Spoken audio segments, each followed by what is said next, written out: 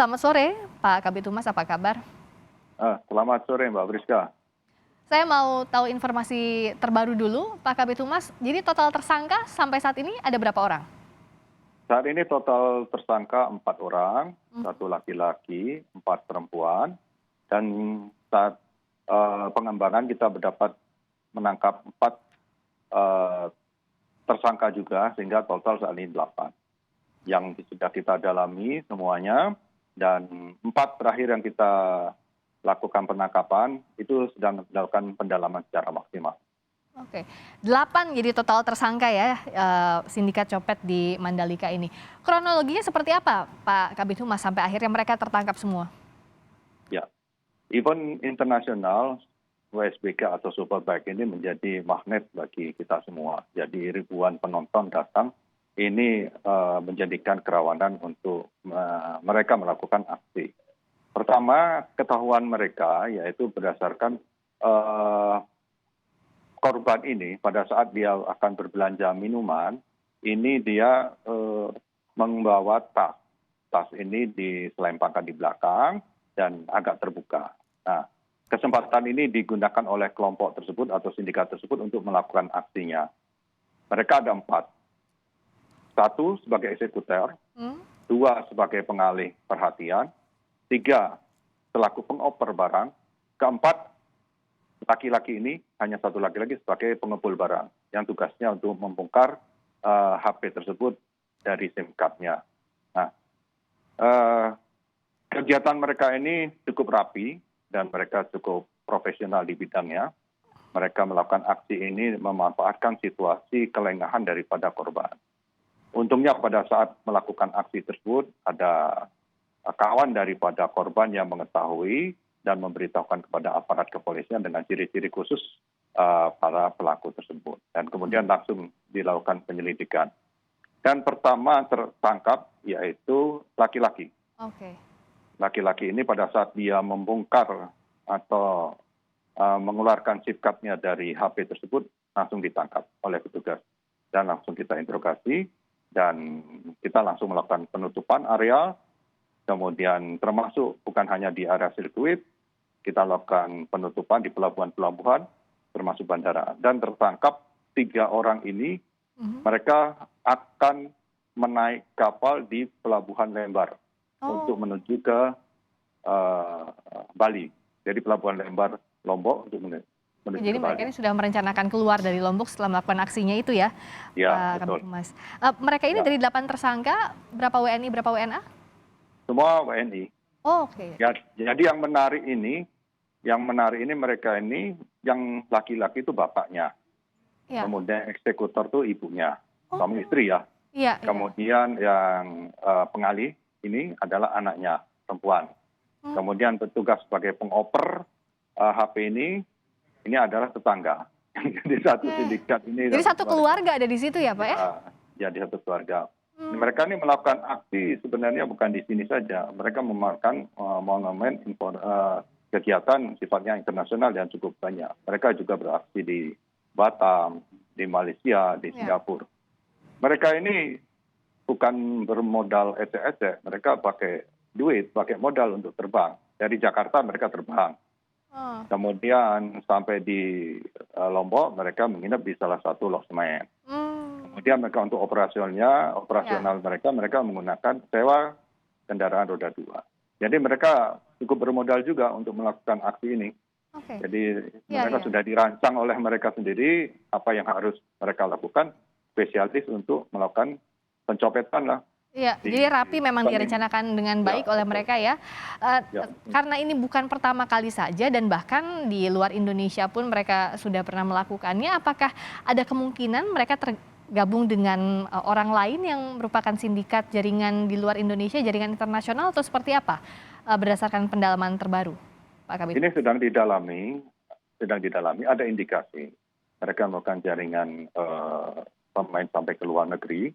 Jadi 4 lagi yang sudah tertangkap, ini ditangkapnya itu di atas kapal.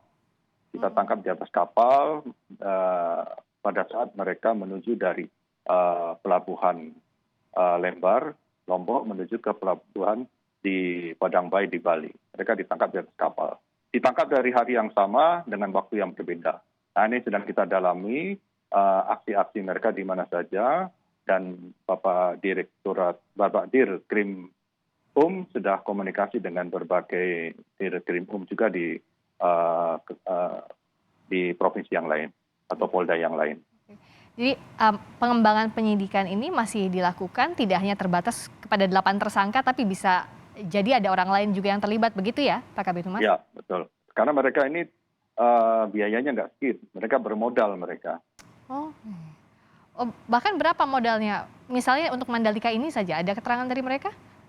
Ya, mereka kan membeli tiket kan modal. Kan ini Iya, tiket iya. terbang dari Jakarta ke Lombok kan tidak murah. Untuk 8 mahal. orang ini lagi ya? Ya, untuk sewa mobil, untuk sewa kendaraan, untuk sewa hotel atau lodgement itu kan biaya yang sedikit. Kalau operasional mereka, aksi mereka ini tidak tertangkap, balik modal mereka ini. Iya, iya betul. Ya, Apalagi jadi personilnya banyak ya ini ya, ada 8 ya tersangka. cukup banyak mereka. Jadi oleh karena itu kemarin kita memang kita sudah waspadai, Bapak Kapolda sudah memberikan atensi terhadap aksi-aksi yang dilakukan oleh aksi seperti ini. Kita polisi-polisi melakukan penyamaran menggunakan pakaian preman, dia bergabung dengan penonton yang lain. Jadi Oke. Dan mereka juga merencanakan aksi untuk MotoGP 2022, betul ya Pak? ya, rencana mereka begitu hasil dari pendalaman, hasil dari pemeriksaan, rencana mereka apa lagi? Pak, kalau ini sukses, saya main di 2002, Pak. Oh.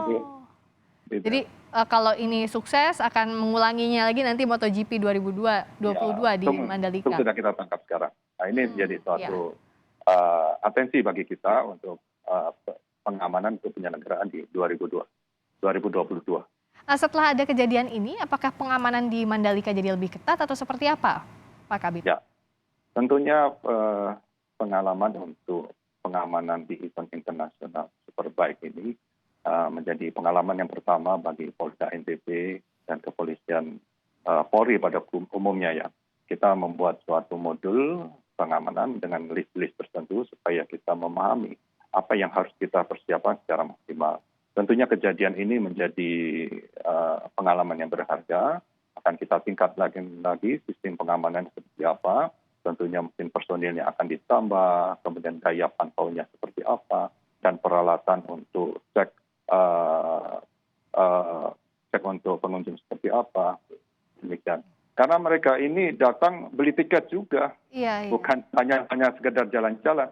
Mereka beli tiket, daftar posisinya ada di mana, kerumunannya sudah dipetakan oleh mereka, demikian. Iya. Ya, mereka sulit dideteksi karena menjadi bagian dari penonton itu ya, Pak Kabid Humas.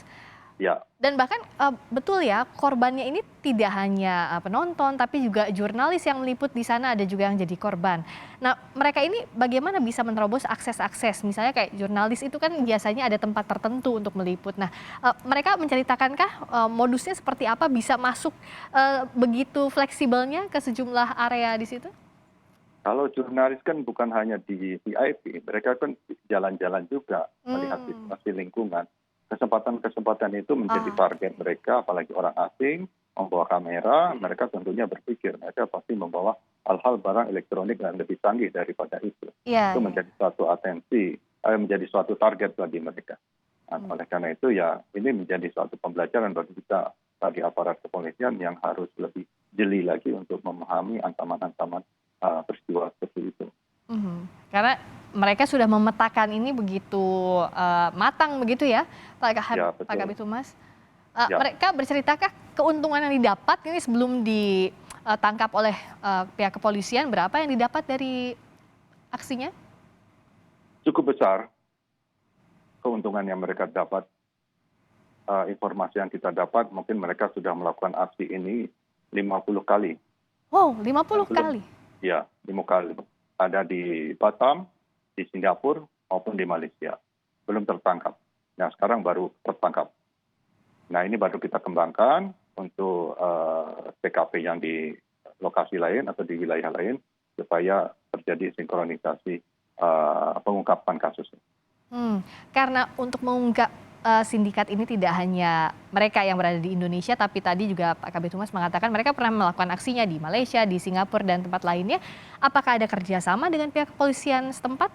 Misalnya untuk mengembangkan kasus ini untuk mengungkap sindikat mana yang sebenarnya terlibat?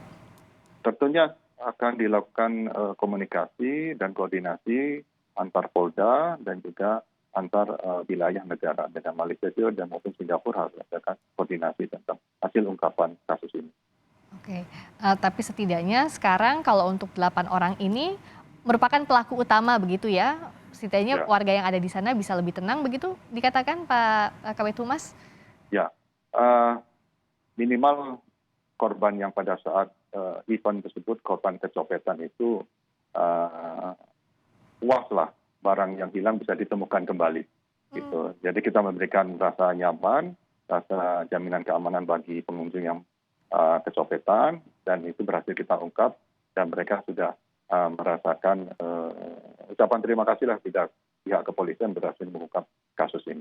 Tentu diapresiasi pihak kepolisian Ya. yang bisa mengungkap sindikat ini. Terakhir, apa yang bisa diimbau oleh pihak kepolisian untuk warga agar lebih waspada misalnya di event-event yang ramai seperti ini yang mungkin bisa memecah konsentrasi ya saat berada di arenanya, termasuk juga bagaimana dari pihak kepolisian meningkatkan keamanan di event-event internasional seperti ini? Ya. Event internasional ini memakan magnet, banyak orang datang, euforia, kemudian tentunya mereka akan membawa peralatan dan perlengkapan yang canggih atau mahal. Ini menjadi sasaran bagi mereka-mereka yang berniat jahat. Saran bagi kita kepada para pengunjung atau penonton yang datang pada event seperti ini, tetap waspada, berhati-hati, membawa peralatan yang betul-betul safety bagi dirinya maupun bagi orang lain. Jangan tonjolkan hal-hal yang sifatnya menarik dan mengundang untuk orang untuk melakukan kejahatan. Ya. Kedua, pihak kepolisian akan maksimal betul untuk melaksanakan pengamanan. Kita akan menyebarkan polisi yang berpakaian dinas, kita akan menyebarkan maksimal polisi yang berpakaian preman tertutup untuk mengawasi aksi-aksi yang seperti ini. Pengamanan semaksimal mungkin, apalagi di event ajang dunia seperti ini. Indonesia sebagai tuan rumah tentu taruhannya nama baik. Terima kasih atas waktunya sekali lagi Kabid Humas Polda NTB, Kombes Pol Artanto telah bergabung di Kompas Petang. Sehat selalu, selamat sore Pak.